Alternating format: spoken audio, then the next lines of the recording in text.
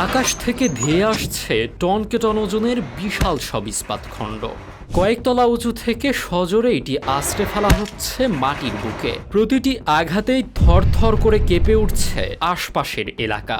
মাটির গভীর থেকে বাতাস আর জলীয় অংশকে নিংড়ে বের করে দিয়ে বুক চিরে দেওয়া এই প্রবল চাপে চলছে এক বিশেষ নির্মাণযোগ্য।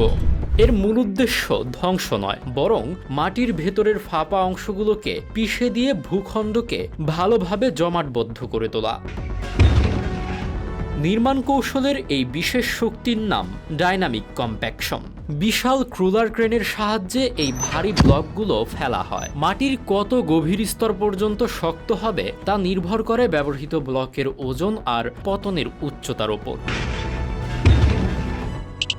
আমাদের ভিডিওগুলো সুনামগঞ্জ থেকে দেখছেন জয়, কুমিল্লা থেকে দেখছেন মোহাম্মদ শামীম খান, এসো ইসলামের পথে দেখছেন ভোলা বেদুরিয়া থেকে, সিলেট থেকে দেখছেন সৈয়দ মোহাম্মদ এবং খুলনা থেকে দেখছেন রিম পাত্র।